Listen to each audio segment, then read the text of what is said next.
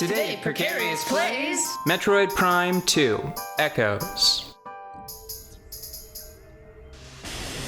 I didn't forget how to jump. You forgot how to jump. I didn't forget which button opens the map. You forgot that. I didn't go the wrong direction. You went the wrong direction.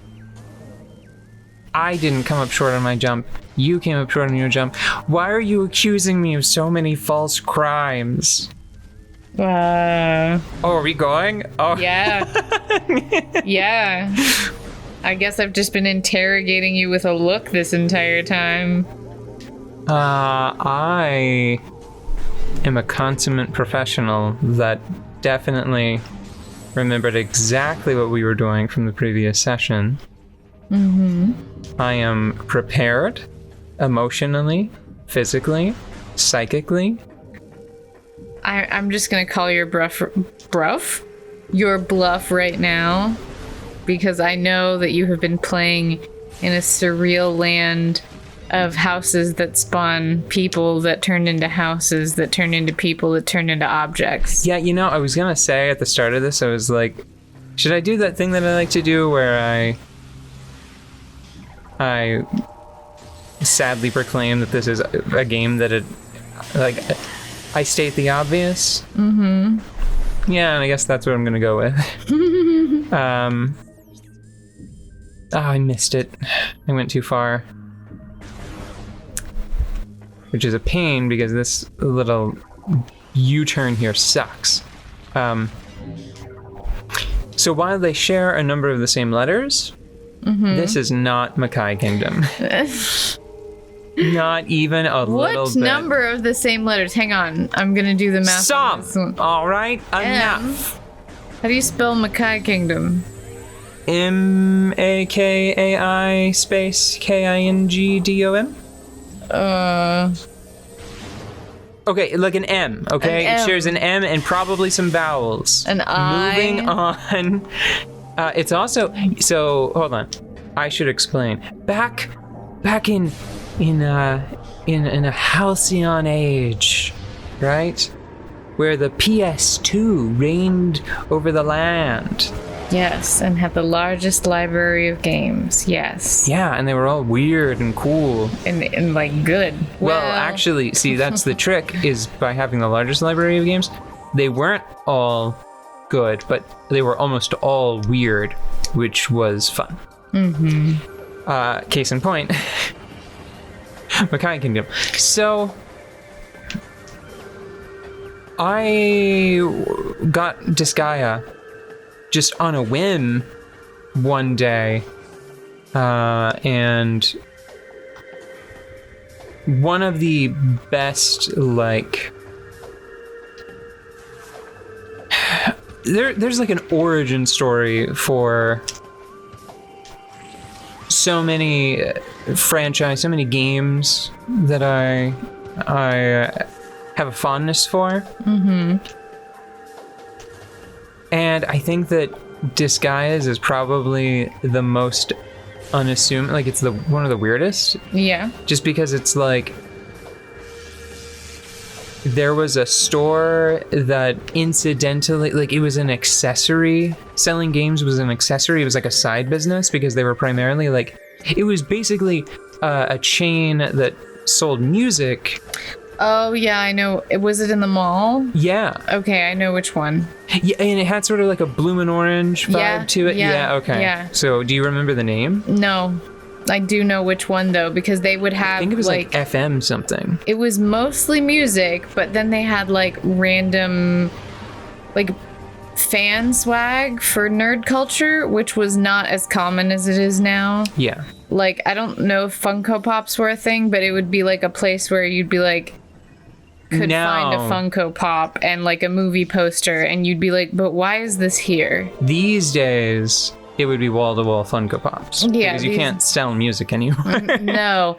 Oh, my God, yeah. You know, I've stopped going to malls, and now I'm wondering, like, what has replaced the CDs And record like vinyl. I know there are still vinyl shops. Rats. Just rats. A sadness. A sadness. Are you gonna point me in the direction that I'm already going? Video game, because I hate it when you do that. Oh, really? All the way back there? Oh dang! I guess I could get up there with the elevators now. Couldn't I? Could I do that? People still get albums for funsies sometimes, right? I think so, yeah. I mean, I know the vinyl thing, okay? The vinyl is a thing. It's a thing. But... Does this lead to the... so that's the Agon Waste. So is this Torvus Bog? Okay, so that's Torvus Bog. Oh, but green... So I can open the super missile doors now. So yeah, I could go there, and I could go through this as well, I think. I could at least sort of peek in there. You know what? I'm gonna trust the game on this one. I had a plan to go through the door and then down into, like, the guts of Torvus Bog. Mm-hmm.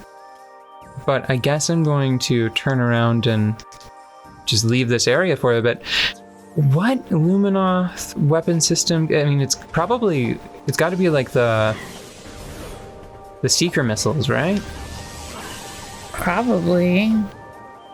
Cluster missiles, cluster seeker, whatever.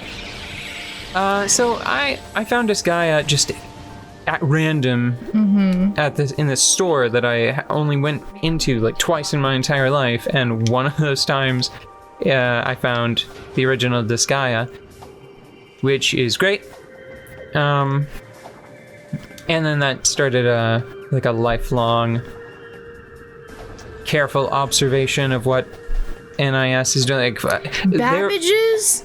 No, that was a game store, or that was like a game and tech store first and foremost, I think. I think you're right. Stop dwelling on that, because you're just interrupting what was supposed to be a short story. Damn it, man! Come on! Babbage's. Was it Babbage's? That's what you sound like. I'm just trying to. It has begun to bother me. But because I have such clear memories of the physical space. I think it was something FM, okay? Yeah. I gave you my best guess. The point is, the NIS Twitter is like one of the only Twitters that I actually use for like one of Twitter's intended purposes, which is keeping up to date on like goings on. Honestly, I check the NIS Twitter about twice a month, which is a big damn deal for me. Yeah. To see if they are finally going to release, if they're going to re-release Disgaea D2. Yeah. Like because they've re-released like every other Disgaea at this point. On Steam, and most of them I think on the Switch, except for the one that I actually want to replay. Yeah. Which is Disgaea D2. Not to be confused with Disgaea 2, which I still have my PS2 copy, so I don't need that one. The point is, I let someone borrow my copy of Makai Kingdom, and I never got it back. And that really sucks, because it's such a weird esoteric game that I wouldn't want to try to track down another copy. But NIS re-released it as part of a classics set. Yeah. And that it came with a game that I had never heard of before, because it was a PSP title, and I've never owned a PSP. I've borrowed a PSP like so many times from friends that I probably should have owned one. I should probably buy one now. See if I can find one in good repair for it's just a little bit of money.